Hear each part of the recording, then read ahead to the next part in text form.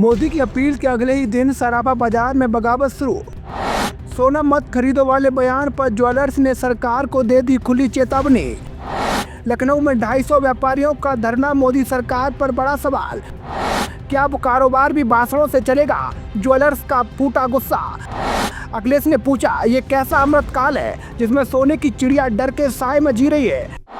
नमस्कार दोस्तों, मैं हूं आपका अपना मुकेश उपाध्याय। देश की अर्थव्यवस्था और आम जनता की जेब से जुड़ा एक मुद्दा इस समय चर्चा में है। प्रधानमंत्री नरेंद्र मोदी ने देशवासियों से ईंधन का विवेकपूर्ण उपयोग करने, सोने की खरीद टालने और विदेश यात्राओं को सीमित करने की अपील की थी। सरकार ने इसे राष्ट्रीय हित और आर्थिक संतुलन के लिए जरूरी कदम बताया, लेकिन प्रधानमंत्री की इस अपील के अगले ही दिन उत्तर प्रदेश की राजधानी लखनऊ में जो तस्वीर सामने आई, उसने कई सवाल खड़े कर दिए। लखनऊ के आशियाना इलाके में करीब 250 आभूषण कारोबारियों ने सांकेतिक धरना देकर सरकार को साफ संदेश दे दिया कि इस तरह की अपील से उनके व्यापार पर गहरा असर पड़ सकता है। सराफा बाजार से जुड़े व्यापारियों का कहना है कि सोना सिर्फ शौक की चीज नहीं, बल्कि करोड़ों लोगों की रोजी रोटी का जरिया है। अगर लोग सोना खरीदना बंद कर देंगे तो इसका असर सिर्फ दुकानदारों पर नहीं, बल्कि सुनारों, कारीगरों, डिजाइनरों, पैकिंग कर्मचारियों और पूरे सप्लाई सिस्टम पर पड़ेगा। All India jewellers and gold Smith association की उत्तर प्रदेश इकाई के प्रमुख मनीष कुमार वर्मा ने कहा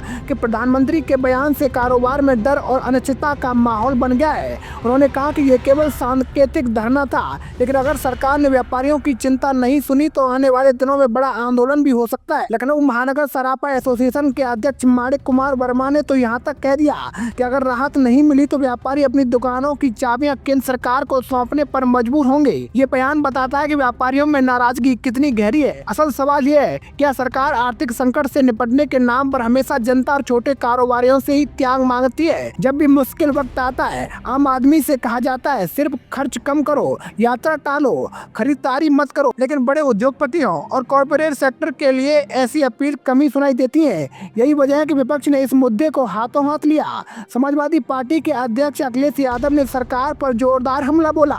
उन्होंने सोशल मीडिया पर लिखा कि ये कैसा अमृतकाल है जिसमें सोने की चिड़िया डर के साए में जी रही है। उन्होंने कहा कि सराफा बाजार से जुड़े करोड़ों कारीगर व्यापारियों के सामने अब ये संकट है, क्या वे 1 साल तक अपनी जरूरतें टाल दें या सरकार उनके परिवार का खर्च उठाएगी। अखिलेश यादव का हमला सिर्फ राजनीति नहीं, बल्कि एक बड़े वर्ग की बेचैनी को भी सामने लाता है। भारत में सोना सिर्फ गहना नहीं है, ये बचत का माध्यम है, शादी ब्याह की परंपरा और महिलाओं की आर्थिक सुरक्षा है और छोटे व्यापारियों का जीवन आधार है। ऐसे में सोने की खरीद टालने की अपील सीधा असर बाजार पर डालती है।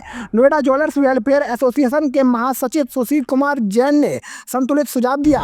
उन्होंने कहा कि राष्ट्रीय हित सबसे ऊपर है, लेकिन आर्थिक गतिविधियां पूरे साल बंद नहीं की जा सकती।